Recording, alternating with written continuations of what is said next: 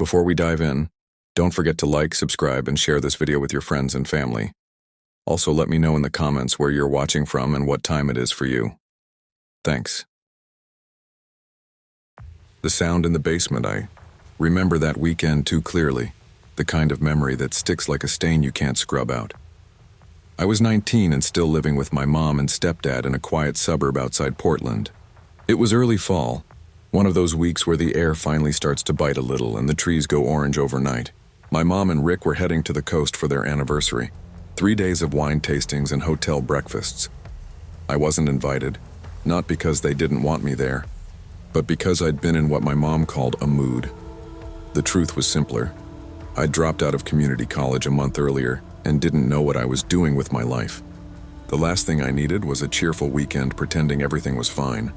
So when she asked, I told her, "I'll just stay here. Someone's got to watch the house, right?" She smiled like she wanted to argue but didn't. "Okay, kiddo. Just don't throw a party," I laughed. "Mom, I literally have 2 friends and one of them's allergic to fun." They left Friday afternoon. I watched their car pull out of the driveway, then listened as the sound faded down the street. The house felt instantly too big, too quiet. I made myself some ramen, threw on a hoodie and parked in front of the TV with my phone. I had no plans, no reason to move. Just me, Netflix, and the sound of rain starting to tap against the windows. By 9, I was half asleep when I heard something faint, a thud from downstairs. I paused the show and waited. Nothing, probably the heater. Or the fridge. I wasn't easily scared. Our house was old. Creaks and pops were part of its personality. But then came another noise, softer, like someone dragging a chair. "Rick?" I muttered before remembering. They were 2 hours away by now. I muted the TV completely. The sound was coming from the basement. I hated that basement. Low ceiling, one flickering bulb, and that weird smell of damp concrete. I grabbed my phone and opened the flashlight. The light cut a shaky beam across the kitchen floor as I walked toward the basement door. "Hello?" I said, trying to sound firm, but my voice cracked halfway through. No answer. I twisted the knob, pushed the door open, and immediately got hit with a wave of cold air. My skin prickled.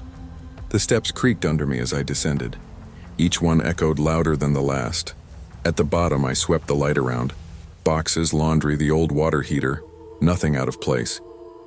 Then my phone buzzed in my hand, making me jump. It was a text from my friend Liv. "You home alone again?" I exhaled and laughed under my breath. "Yeah, why?" "Saw your story. That ramen looked sad, eh?" "Shut up. Want company? I'm bored." I stared at her message, thumb hovering. A part of me wanted to say yes, I didn't like how empty the house felt. But I didn't want to look paranoid either. "Nah, I'm good. Just gonna crash early." I turned off the basement light, climbed the stairs, and shut the door.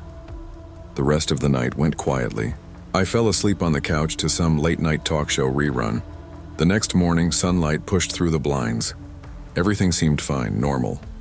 I made coffee, opened the fridge, and unfroze. The milk carton was on the counter. Not just that, and there was a half-eaten sandwich next to it. Turkey and mustard. I hadn't made that, my stomach dropped.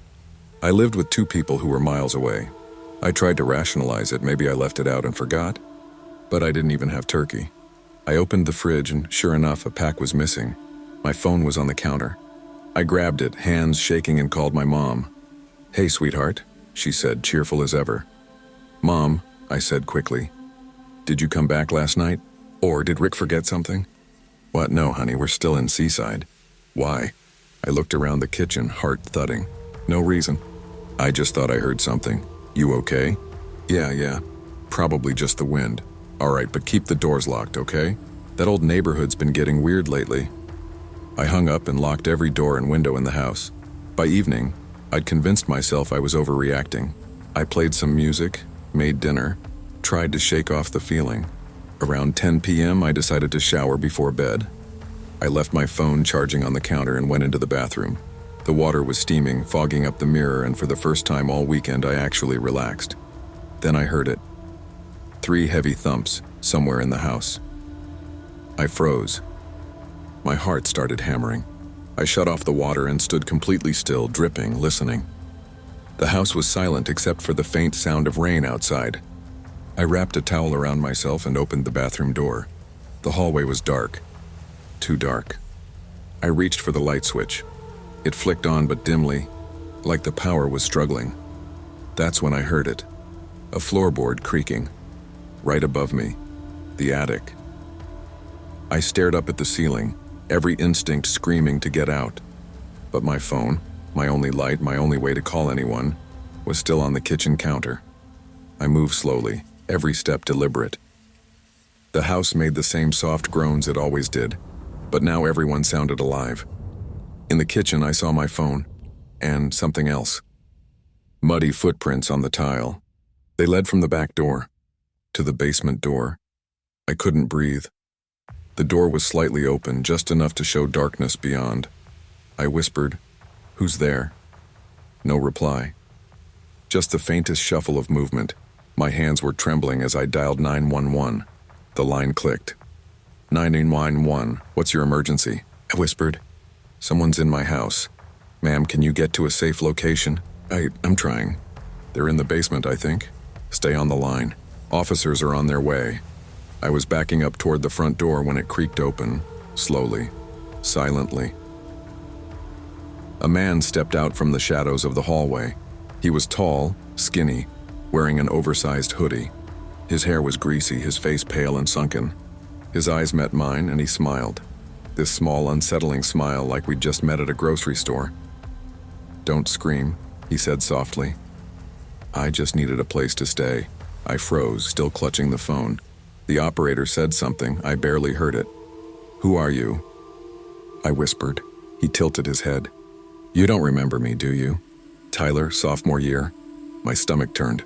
I remembered him vaguely. He'd been quiet, strange, the kind of guy who stared a little too long in class. We talked a few times at the bus stop. "That was it, Tyler. What are you doing here?" He stepped closer.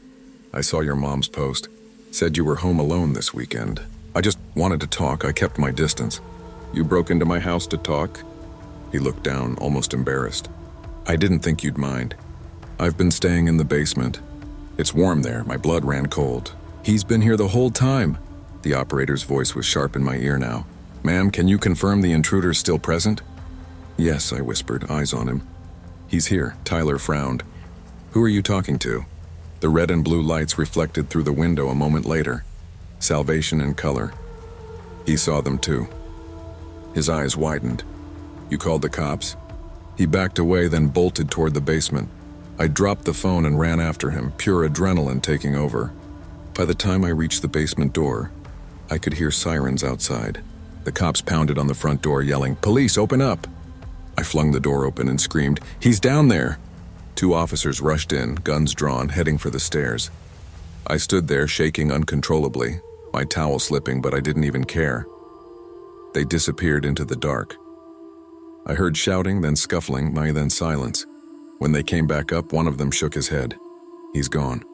There's a broken window in the back. I felt my knees buckle. One of the officers caught me before I hit the floor. They searched the entire property but never found him. Not that night, not ever.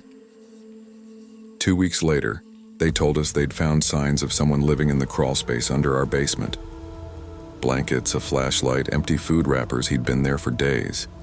Maybe longer. It's been 6 years since that night. I live in another state now, in an apartment where every door has 3 locks. Sometimes when the wind rattles the vent covers, I still freeze, half expecting to see someone step out of the shadows with that same soft smile. My mom still can't sleep unless every light in the house is on. And me? I never leave the basement door open. Ever.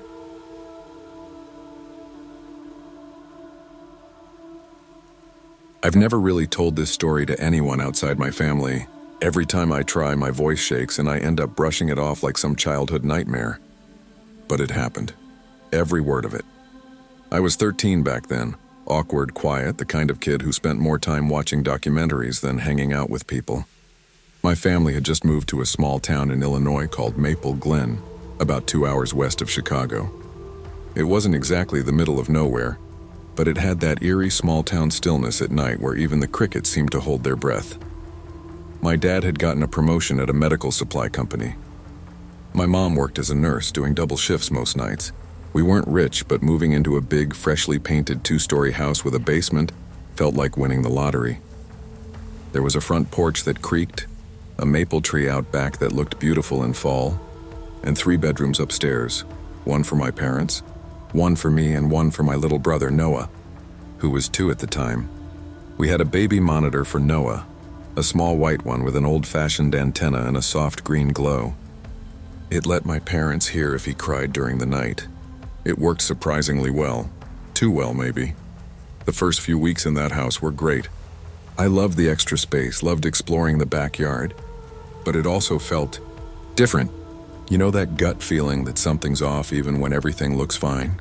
That was me, every time I went upstairs alone. It started small. One Saturday evening, both my parents were working late. Noah was asleep early, around 6:30, and I was sprawled on the couch watching cartoons, eating mac and cheese straight from the bowl. I had the baby monitor receiver sitting beside me, mostly just because Mom told me to keep an ear on your brother. About an hour later, right as the sky turned that deep purple before full dark, I heard a soft click through the monitor. At first, I ignored it. The signal sometimes popped like that when my mom's old cordless phone was near it, but then I heard it again, followed by a faint rustle like fabric brushing against something. I frowned, muted the TV, and leaned closer to the monitor. Then, in the quietest whisper, someone said, "Shh, he's sleeping." My heart stopped. I sat frozen, eyes glued to the little speaker. I didn't breathe. For a moment, I thought maybe it was my mom. Maybe she'd come home early and was checking on Noah. I grabbed the phone and called her. "Hey, Mom, are you home?" I asked quickly. "No, honey," she said, her voice tired but calm. "Still at work, why?" I stared at the monitor where faint static hissed. "I think I heard someone in Noah's room." She paused for half a second, then said, "Sweetheart, you're probably picking up interference from another baby monitor. It happens. Just go check on your brother, okay? Make sure he's fine." I wanted to argue, but my throat felt tight. Still, I climbed the stairs slowly, each step creaking under my socks. The hall was dim, except for the faint nightlight glowing from Noah's room. When I pushed the door open, everything was perfectly still. Noah was asleep, one tiny hand clutching his stuffed fox. The air smelled like baby powder and detergent. No one else was there. I exhaled, half laughing at myself. "You're such an idiot," I muttered. But before I could turn off the monitor transmitter, something made me freeze. The rocking chair in the corner was moving, just slightly, back and forth. I stared at it for a full 10 seconds before I stepped closer and saw that one of Noah's blankets had fallen onto the rocker, maybe sliding it a little. At least that's what I told myself. I picked it up, tucked it back, and went downstairs. For a few days, nothing strange happened. I even told myself Mom was right. It must have been some crossed signal. But then came Wednesday night. It was storming hard, thunder shaking the windows. Dad was stuck at the hospital overnight for an emergency repair, and Mom was pulling a double shift. Noah had fallen asleep early again. I had schoolwork to finish, so I sat up at the dining table with my laptop, the baby monitor on my left. Around 8:15, I heard a faint noise through it. Not static this time, but a tap-tap-tap sound. Like fingernails on wood. I froze mid-typing. Then a woman's voice whispering softly, "It's okay, baby. Don't cry." I shoved my chair back, staring at the monitor. Noah wasn't even crying. It was silent. My pulse pounded in my ears. I whispered, "Who's there?" as if the person could hear me through the device. Static, then, "Don't wake him up." That was enough for me. I grabbed the flashlight and slowly climbed the stairs again, my legs shaking so bad I almost tripped halfway up. The hall was pitch dark, except for lightning flashes through the window. I pushed Noah's door open. He was asleep. Peacefully. No crying. No movement, but something was different. The rocking chair wasn't in the same place. It was turned slightly and facing the crib now. That wasn't possible. I remember leaving it by the corner, angled toward the window. I whispered, "Hello?" Silence. Then lightning flashed again, and for half a second, I thought I saw someone crouched near the dresser. But when the light faded, there was nothing. I backed out, slammed the door, and ran to my room, locking it. I didn't care if it was my imagination. I wasn't going back in there. The storm went on for hours. I tried to call Mom again, but her phone went straight to voicemail. At some point, I must have dozed off because I woke up to another sound through the monitor. This time it was breathing. Slow, heavy breathing, and then in the softest whisper, Where's the baby? I dropped the receiver. I was crying now, shaking, whispering to myself, please stop, please stop. When I finally worked up the courage, I grabbed the phone again and dialed 911. The dispatcher picked up immediately. 911, what's your emergency? I was stammering so bad it barely made sense. There's someone in my house. I think they're in my brother's room. Stay on the line, sweetheart. What's your address? I told her. She said officers were on the way. I stayed on the line, whispering into the phone, barely able to breathe. Then I heard something that made my blood run cold. The sound of a door creaking open upstairs. It wasn't my imagination this time. The dispatcher said, "Are you safe? Can you get outside?" I whispered, "I think they're in the hallway." I could hear slow footsteps above me. Creaking boards. The kind of careful, deliberate steps people make when they don't want to be heard. "I'm going out the back door," I whispered. "Good. Stay on the line." I slipped out into the rain barefoot, running through the wet grass toward the neighbor's porch. I banged on their door until Mr. Hayes, an older guy who lived alone, opened it.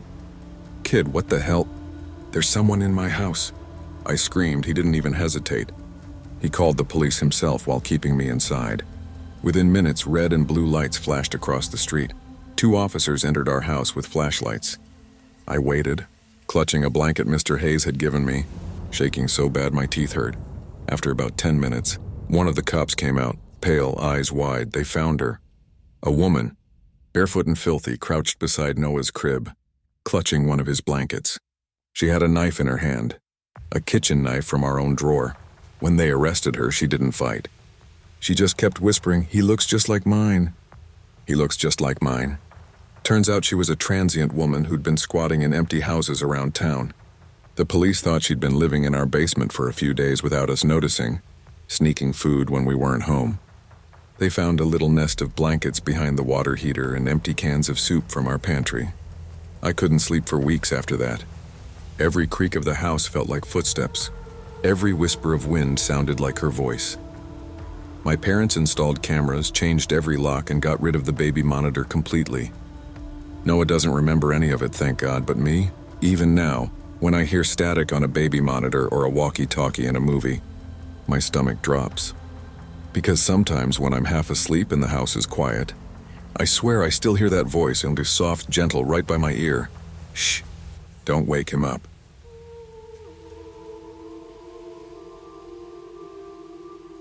The basement visitor I grew up in a quiet suburb just outside of Portland, Oregon. The kind of neighborhood where everyone waved, kids biked around until dusk, and nothing bad ever seemed to happen. At least that's what we like to tell ourselves. My name's Tara Wilkins, and when I was 17, I was obsessed with softball. Practice ran late most evenings, especially during tournament season. I'd get home sweaty, sore, and starving around 6:30 or 7, usually before anyone else. My mom worked double shifts at a dental clinic, and my dad ran a delivery route that kept him out until almost 9. My little brother Jamie was always tied up with track meets or band practice, so most afternoons it was just me and our golden retriever, Cooper. That day was no different, or at least, it started that way. It was early October, and the air had that crisp smell of leaves and rain. I remember because my cleats made that crunch sound on the gravel driveway as I walked in. The porch light was off, the curtains drawn. Everything looked exactly the way I'd left it that morning. "Home sweet home," I muttered, dropping my gear bag by the front door. Cooper bounded up to me, tail wagging so hard it smacked the wall. "Hey, bud!" I laughed, kneeling to scratch behind his ears. "You miss me?" He gave that little huff that dogs do when they're happy but pretending not to care. I went through the usual routine, led him out to the backyard, changed out of my uniform, threw a frozen pizza in the oven, and plopped down on the couch. The house was quiet except for the low hum of the TV. Everything about that evening screamed normal, until it didn't. Cooper scratched at the door after a while, so I got up to let him in. He ran straight to his water bowl, drank for a minute, then curled up beside me on the couch. We'd barely made it halfway through some dumb reality show when I heard it, a deep, heavy bang from somewhere below. At first, I thought it was the washer acting up again. The basement always made weird noises when the spin cycle was off balance. But then there was another sound, a slow, dragging scrape like wood against concrete. Cooper lifted his head, ears perked. His tail went stiff. "What is it?" I whispered. half expecting him to bark. Instead, he jumped off the couch and stood at the top of the basement stairs, growling low in his throat. I turned the TV volume down. The house fell silent except for that faint, creaking noise beneath us, like someone shifting their weight on the steps. Every instinct in my body said, "Don't move," but I grabbed my phone and tiptoed toward the hallway anyway. "Hello?" I called out, voice shaking a little. "Dad, you home early?" Nothing. I told myself maybe the wind had blown something over downstairs. We'd had a storm the night before. But then Cooper did something he never did. He barked once, loud and sharp, and bolted down the stairs before I could stop him. "Cooper!" I hissed, heart pounding.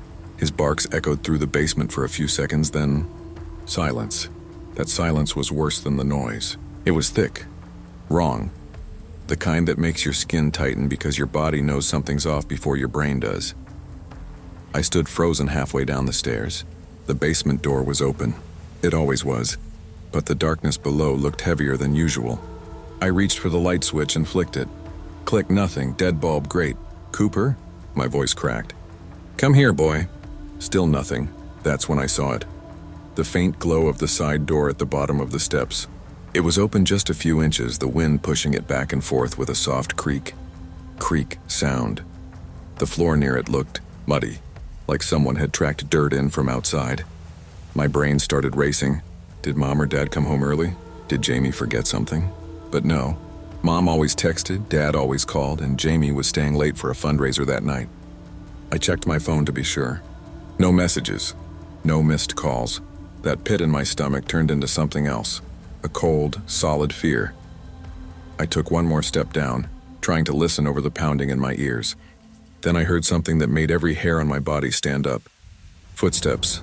Slow, deliberate, heavy, but they weren't coming from below me, they were above me, upstairs. Someone was in the house. My mind went blank for a second. All I could think was run, but if I went back up, I'd be walking right toward whoever it was. The basement door was my only way out now. I whispered, "Cooper, come on, buddy," and crouched low. The wind made the side door slam softly against the frame again, just enough for me to see more muddy prints, boot marks, big ones, leading from the door deeper into the basement. I wanted to cry. I wanted to scream, but I couldn't make a sound. Then out of the dark I heard Cooper whine, a soft, scared sound followed by a thump like his tail hitting something. He was alive. That was all I needed. I bolted down the rest of the stairs, grabbed his collar, and pulled him toward the side door. My hands were shaking so hard I could barely grip the handle. As I shoved it open, a gust of cold air rushed in, and from upstairs came another sound, thud, thud, thud. Someone moving fast down the hallway. I didn't look back. We sprinted out into the backyard, around the house, and into the street. My socks were soaked, my breath ragged. I ran across the road to our neighbor Mrs. Collins' house and banged on her door like a maniac. She opened it after maybe 5 seconds, but it felt like forever. "Tara, what's wrong?" "Someone's in my house." I gasped. She pulled me inside, locked the door, and called 911 while I tried to calm Cooper down. He was trembling, pressed up against my leg like he couldn't get close enough. The cops came in minutes. Small town perk, I guess. 2 cruisers, lights flashing red across the street. They went in, guns drawn. I sat on the Collins couch shaking so bad my teeth chattered. After about 10 minutes, one of the officers came back out. "House is clear," he said. "No one inside." But when they brought me over, I saw it with my own eyes. The muddy footprints leading from the side basement door all the way up the stairs to the main floor. The door to the laundry room had been smashed in from the inside. A few things had been knocked over, a picture frame, a vase, but nothing was taken. "Looks like they got spooked and ran," one of the cops said. "You probably scared them off when you came downstairs." I nodded numbly, but something about that didn't sit right. The footsteps upstairs, the timing, it didn't make sense. Whoever was in the house wasn't running away when I heard them. They were coming toward me. They never found who did it. No fingerprints, no security footage, nothing. My parents had the locks changed and installed a full camera system the next week. The cops suggested it might have been a drifter, someone who thought the house was empty and panicked when they realized I was there. But sometimes, late at night, I replay the sounds in my head. The scrape of boots, the slam of the side door, the slow creak of footsteps overhead. I know what I heard, And deep down, I don't think that person ever ran. I think they were watching, waiting. A few months later, when winter came, I found something strange. The snow had fallen heavy overnight, blanketing everything. I was taking Cooper out in the morning when I noticed a single set of boot prints in the fresh snow, leading from the back fence straight up to the basement door. And then, stopping, no prints going back. Just a perfect line of steps that ended right there, at the door that had been broken once before. That was the last time I stayed home alone. Now, every night before bed, I double-check every lock. I leave the lights on downstairs. And whenever Cooper growls at nothing, I listen, because sometimes the scariest thing isn't what you see.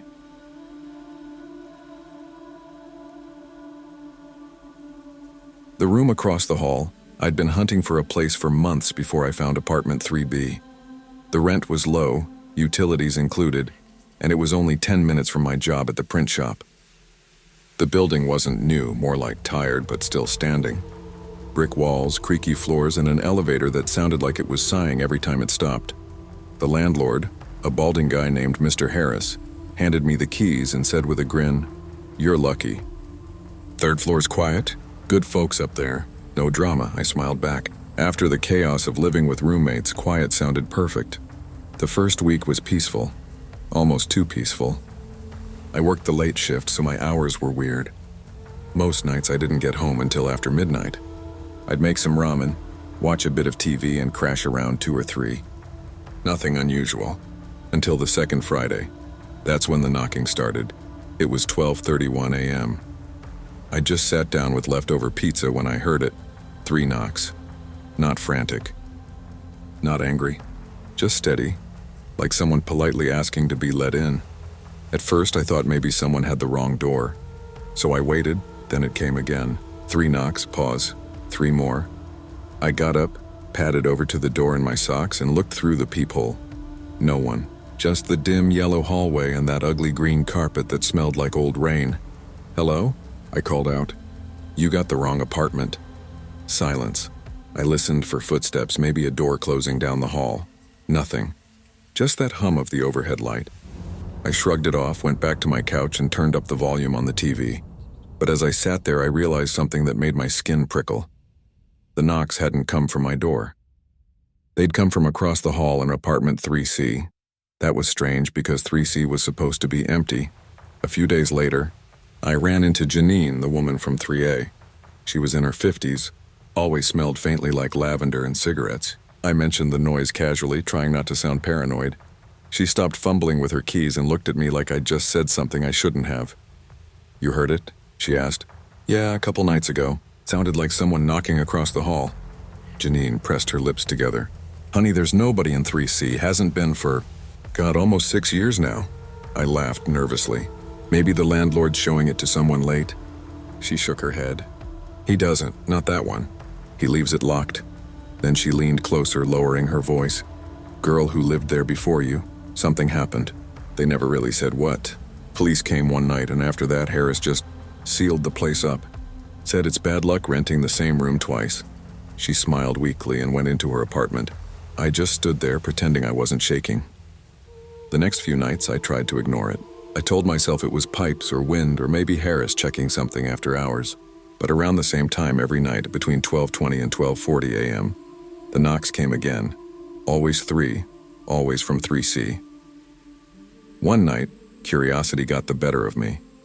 I waited by my door, lights off, phone recording in my hand. When the first set of knocks echoed, I yanked open my door. The hallway was empty, but the door across from me, 3C, was different. There were finger marks on it. Long, dark smudges like someone had been pressing their hand against the wood over and over. I stared for a long time before whispering, "Nope," and slamming my own door shut. That night, I didn't sleep. A week later, I decided to ask Mr. Harris directly. I caught him in the lobby, watering the sad little plants by the elevator. "Hey, quick question," I said, trying to sound casual. "What's up with 3C? I keep hearing knocking from there." He froze mid-pour, the water dribbling over his shoes. Then he set the can down slowly. "You shouldn't pay that any mind," he said finally. "That apartment's locked and has been for years." "Then who's—" "Don't," he interrupted. His voice was low, flat. "Just don't open your door if you hear it again. Promise me." I stared at him, waiting for him to laugh or say he was joking, but he just looked tired. Older somehow. I promised, mostly so I could get away from him. Of course, the next night I broke that promise. It was raining hard. Thunder shaking the windows, lights flickering. I was scrolling my phone, half asleep on the couch when the knocking came. Softer this time, slower. 3. Pause. 3. I sat up, heart thudding. Then, through the rain and thunder, I heard a voice. It was faint, muffled, and a woman's voice. "Please, help me." I froze. It wasn't coming from outside my window or down the hall. It was coming from 3C.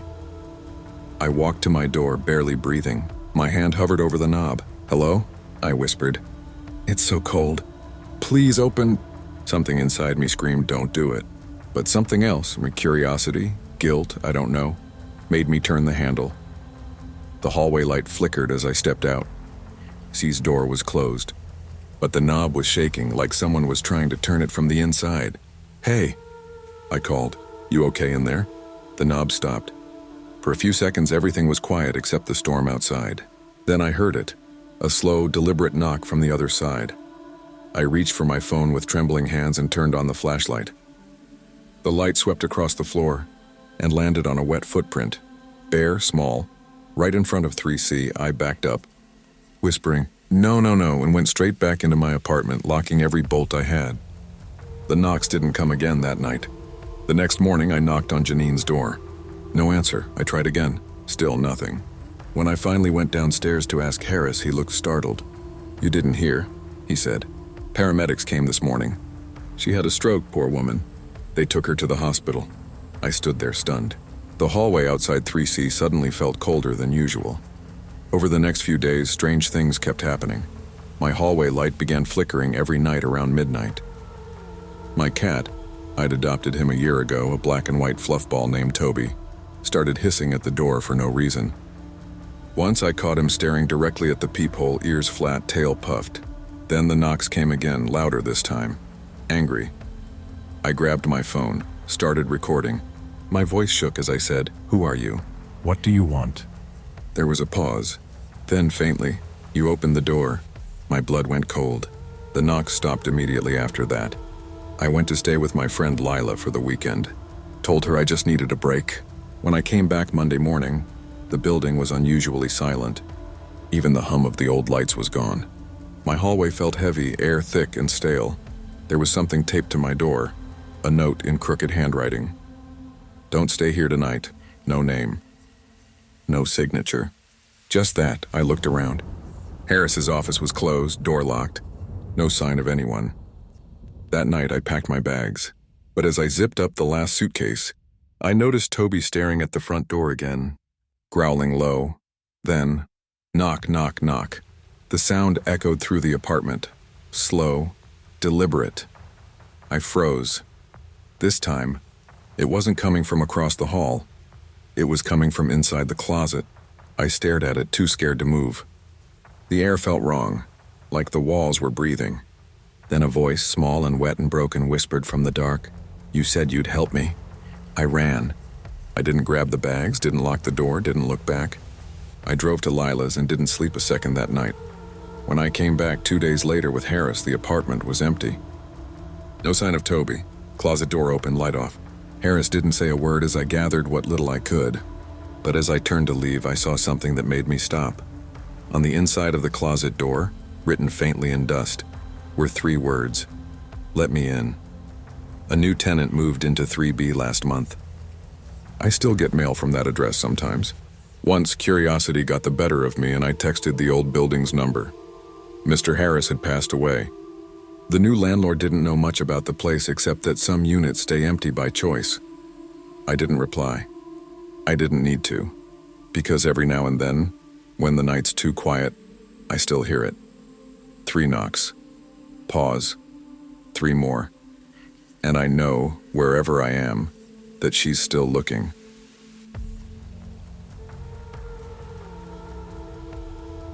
Title: When the Power Went Out. I grew up in a small coastal town called Ravenshore, tucked along the edge of North Carolina. It wasn't the kind of place tourists bothered with. Too quiet, too gray, too ordinary. But to the people who lived there, it was home. My family's house sat at the end of a dirt road where the ocean met the woods, a little weathered thing that always smelled faintly of salt and cedar. Back then, I was 20, living with my parents, my uncle, and my younger sister. It's common here, generations stacked under one roof, everyone pitching in to survive. That night, though, I was home alone for the first time in years. Mom and Dad had driven to Wilmington to attend my cousin's engagement dinner. My sister was staying at a friend's, and Uncle Ray had gone to a late shift at the docks. I remember being thrilled at first. I cleaned up the living room, made a bowl of instant ramen, and flipped through channels until I landed on some old horror movie. Ironically fitting, right? The rain started not long after sunset, soft at first, then harder. The wind howled through the trees, and every once in a while the windows rattled like they were alive. I wasn't scared. Not yet. Around 9 p.m., lightning flashed so bright it bleached the entire living room white. Then the TV went dead. The power blinked out, leaving me with nothing but the sound of rain and the slow ticking of the wall clock. Great, I muttered, pulling out my phone. No signal, no Wi-Fi. Just me, the dark, and the storm. I lit a few candles from the kitchen drawer and placed them on the coffee table. Their flickering light threw weird shadows on the walls. For a while, I sat quietly, sipping what was left of my ramen, listening to the storm roll in harder. That's when I heard the first knock. It wasn't loud, more like a dull thud against the front door. My head snapped up, eyes darting toward the entryway. The sound didn't come again. I told myself it was probably the wind or maybe a loose branch, but 5 minutes later it came again. This time harder. Thud, thud, thud. I stood up, heart thumping. "Who's there?" I called out, instantly regretting it.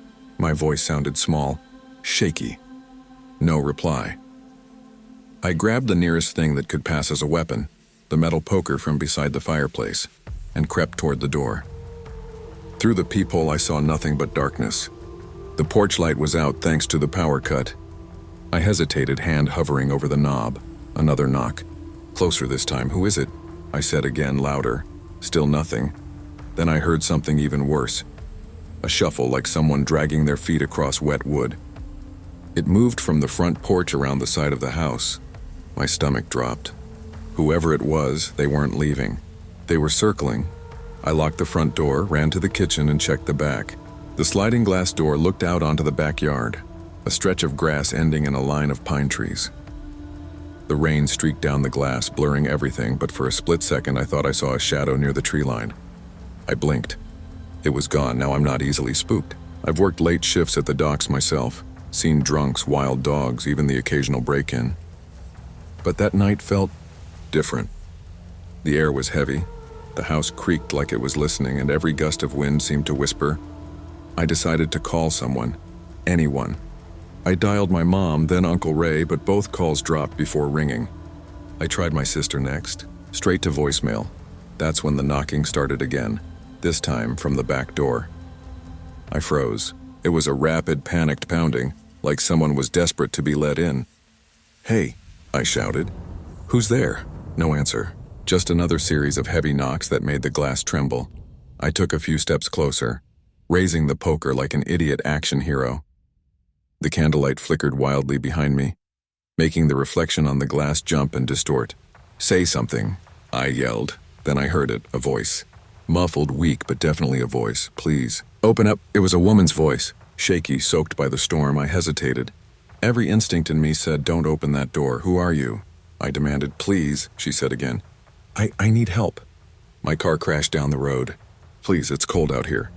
Her voice broke into sobs. For a second, all I could do was stare. It sounded real, terrified even.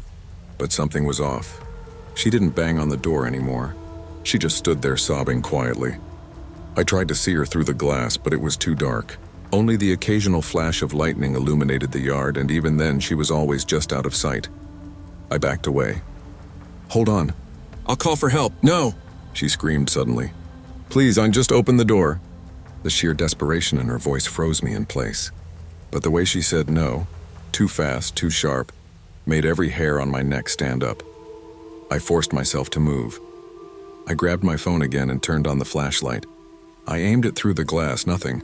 No one was there. The yard was empty. The rain fell in sheets. Then the voice came again, this time from the side window. "Please." "Let me in." I jumped back, nearly dropping my phone.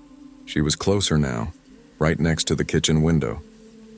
"Jesus Christ," I whispered. I ran to the window but kept a few feet away.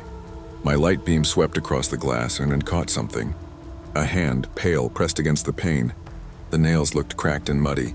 I shouted, "Get away from my house!" The hand vanished. The next minute stretched forever. Silence except for the rain and thunder. Then something tapped the glass from the other side of the kitchen. Just once, soft, deliberate, that was it.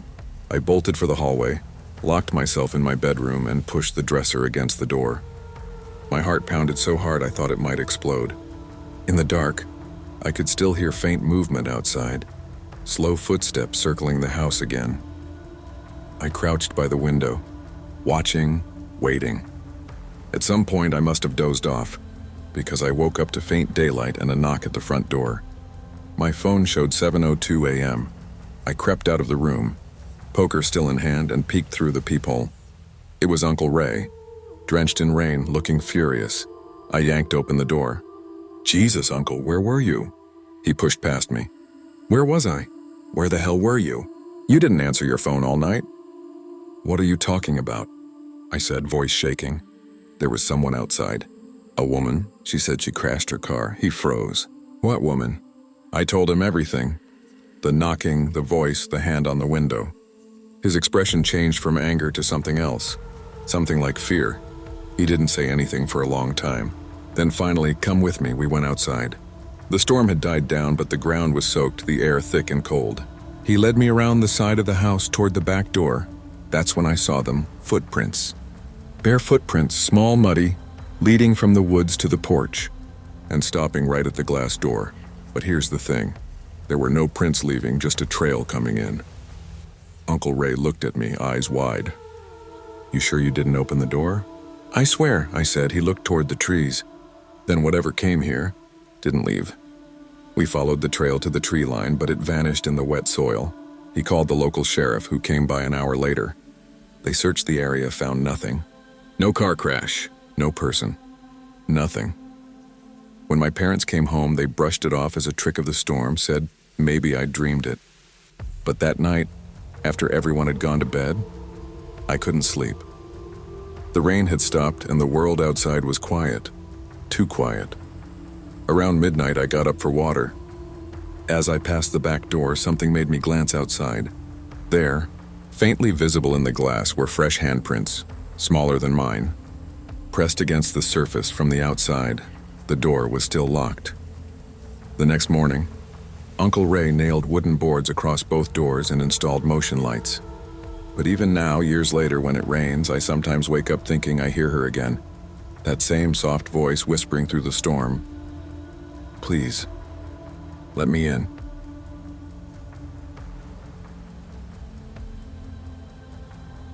I remember the night it started because of how ordinary it was. I'd just moved into a small apartment on the east side of Portland.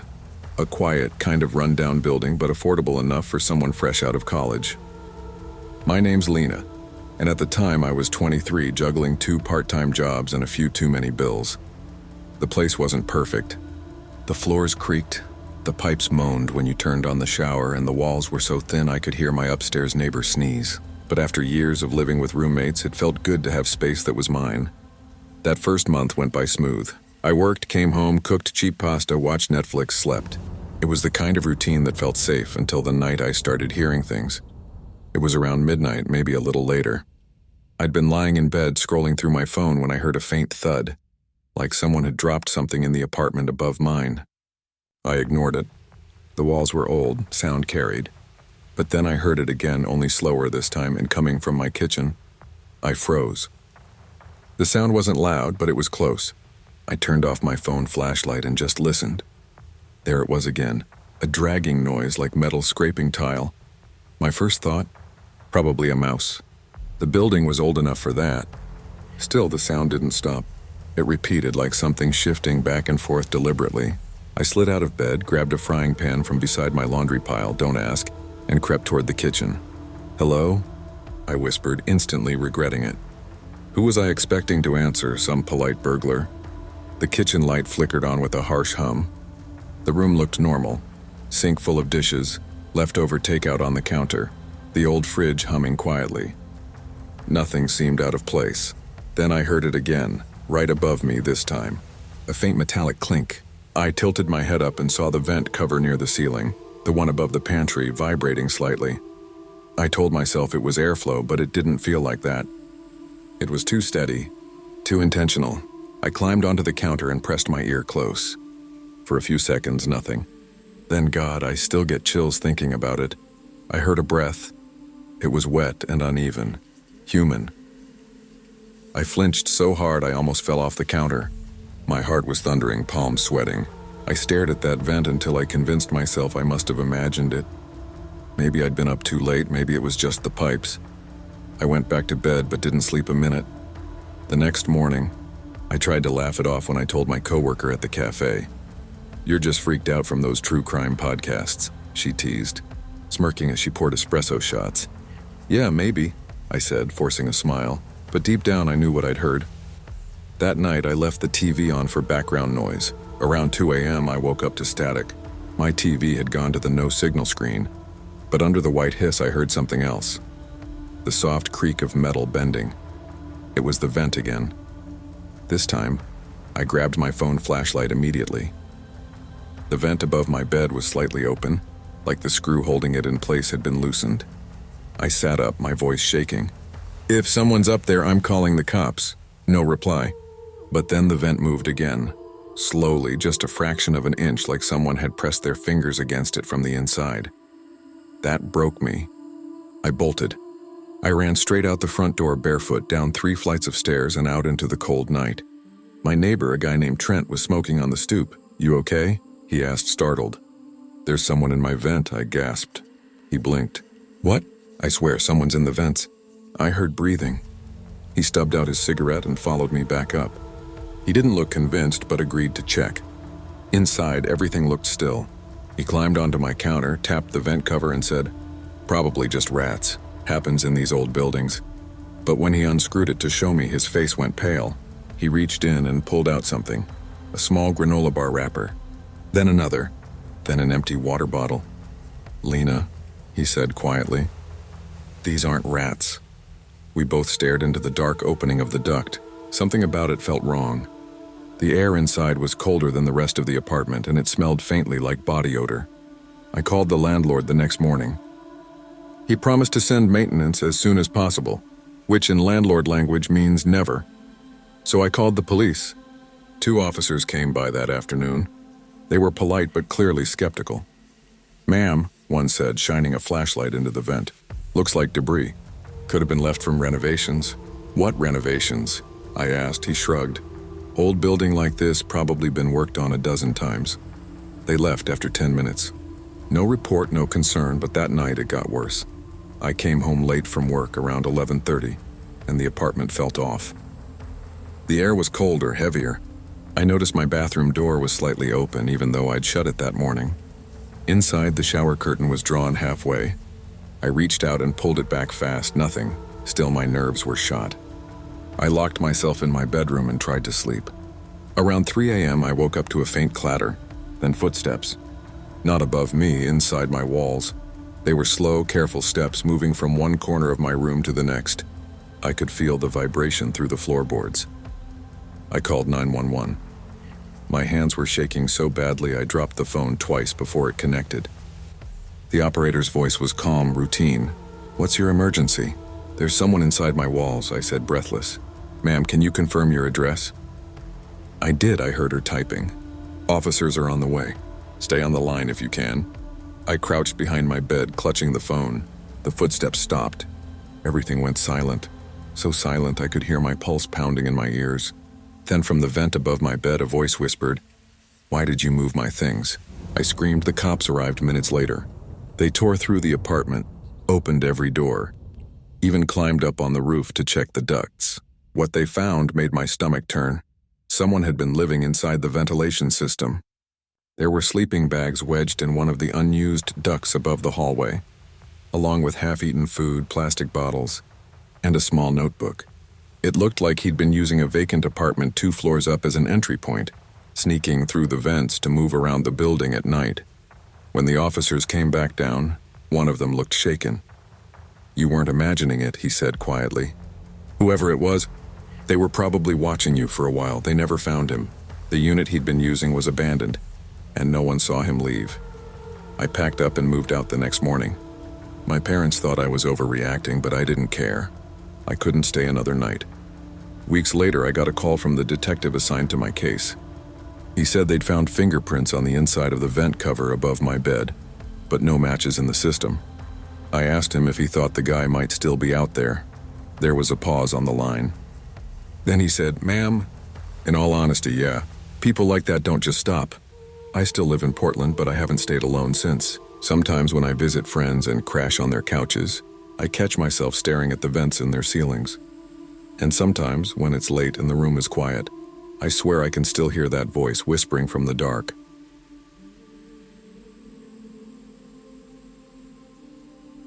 I never thought living alone would mess with my head as much as it did. When I finally got my own place, a small one-bedroom rental on the edge of Portland, I felt like I'd made it. No more roommates, no noise, no one stealing my leftovers. Just peace. At least that's what I thought I wanted. The building was old. One of those 70s-style complexes with thin walls and creaky floors. My unit was on the second floor, overlooking a narrow alley that always smelled faintly of rain and trash. It wasn't glamorous, but it was mine. I'd moved in after breaking up with my girlfriend of 3 years. We'd been living together, and after she left, everything in that apartment felt haunted. Not by ghosts, but by memory. So I told myself I needed a reset, a new start. At first, I loved the solitude. I'd come home from my job at the hardware store, toss my keys on the counter, heat up some frozen dinner, and put on a podcast. The quiet was comforting, but there was one thing about the new place I hated from the start: the bathroom. It wasn't gross or broken or anything like that. Just off. The tiles were old and yellowed around the edges. The mirror had faint silver spots spreading like mold underneath the glass. And the shower curtain, a cheap white plastic one, always seemed to cling to me no matter how far I stood from it. I've always had this thing about shower curtains. I don't know where it started. Maybe childhood, maybe movies. But I can't stand that they hide half the room. Whenever I'm in a bathroom and the curtain's drawn, my brain starts whispering, what if someone's behind it? When I was a kid, I used to pull the curtain back every time I walked into the bathroom. My mom laughed about it. "You watch too many scary movies," she'd say. But now that I lived alone, I tried to shake that habit. I told myself, "You're 26, grow up." So I left it closed. That lasted about 2 months. It was a Thursday night when things first got weird. I'd just gotten home from work. My coworker James and I had stayed late unloading a new shipment of power tools. I was bone tired. I kicked off my boots, microwaved some mac and cheese, and scrolled through my phone while eating. Normal night. When I went to brush my teeth, the bathroom light flickered like it always did. I really needed to replace that bulb. The hum of the old fan filled the room. Then, while rinsing my toothbrush, I noticed the shower curtain move. It wasn't much, just a soft flutter at the bottom like someone brushed past it. I froze, toothbrush still in my hand, foam dripping down the sink. I waited, staring. The curtain hung still again, limp and quiet. "Probably the vent," I muttered. The fan sucked air weirdly sometimes. Still, I felt that tightening in my chest, that childhood feeling. I stepped closer and pulled the curtain open fast. Empty. Just my shampoo bottles and a half-used bar of soap. I laughed nervously and shook my head. "You're losing it, dude." I left the curtain open that night. Slept fine. The next few days I forgot about it. Then came Sunday. I'd been binging some show and didn't realize it was past midnight. I turned off the TV and headed to bed. As I passed the bathroom, I noticed the curtain was closed again. I frowned. I hadn't touched it since Thursday. Maybe I'd brushed against it earlier without realizing. Still, something about it made me pause. The way it hung, and too straight, too still. Like someone had adjusted it carefully. I stood there in the hallway for a good 10 seconds before sighing. "This is stupid." I pulled it open again, nothing. But this time the drain was wet. A tiny circle of moisture like water had dripped recently. I hadn't showered that day. A few nights later, I woke up at 3:17 a.m. The sound that woke me was soft but clear. Drip. Drip, drip. At first I thought it was raining, but when I turned my head toward the window, the alley outside was dry. The sound was coming from the bathroom. I sat up slowly. The bathroom door was cracked open and a thin sliver of dim light spilled out. The nightlight I kept plugged in near the sink. Maybe the faucet's leaking, I mumbled to myself. My throat was dry, but my stomach was tight. I grabbed my phone and turned on the flashlight before walking over. The door was now fully closed. I stopped. I knew I hadn't closed it. My pulse quickened. "Hello?" I whispered. My voice sounded ridiculous, no answer. Just that steady dripping sound. I reached for the handle. My hand shook. Slowly, I pushed it open. The light inside flickered weakly. The dripping sound grew louder. The shower curtain was closed again. And this time, it moved, just the slightest ripple, but it moved. "Who's in there?" I said louder now. My voice cracked on the last word. Silence. I lifted my phone, shining the flashlight directly at the curtain. The plastic glowed, translucent. There was a shape behind it, faint but unmistakable, tall, human, slightly hunched. I stumbled backward, heart hammering. "Hey, I'm calling the cops." Still no response. Just that steady dripping sound. I bolted. I ran out the front door barefoot, down the metal stairs, out into the cold night. My hands shook as I dialed 911. When the cops arrived, I waited in the parking lot while they went inside. I could hear them talking faintly, their footsteps echoing upstairs. After 10 minutes, one of them, Officer Morales, came out. "There's no one in there," he said, frowning. "Bathroom's empty." I could tell from his tone he didn't like it either. But they did find something. He told me the shower wall had scratch marks on the tile right near the drain. And on the floor of the tub, bare, muddy footprints. Small ones. They checked the vents and windows. Nothing. Probably some transient got in earlier, maybe through the old crawl space. Morales said, "We've had a few break-ins around here. Might have hidden when he heard you. I moved out 2 days later. That was 6 months ago. I'm staying in a new apartment now across town. Nicer building, better locks, no flickering lights, but sometimes, late at night when I go to brush my teeth, I catch myself staring at the shower curtain again. Old habits die hard. I guess last night I forgot to check. When I pulled the curtain open this morning, there was a wet handprint on the tile, small like a child's but smeared downward, as if whoever left it had been trying to pull themselves back into the drain. And for a second, just a second, I thought I heard it again. Drip. Drip, drip, like something waiting under the water, just quiet enough to make you doubt it was ever real. But I know what I saw. And tonight, when I close my eyes, I keep thinking about that first apartment, about how sometimes the things we imagine hiding behind curtains don't go away when we move. Sometimes they follow.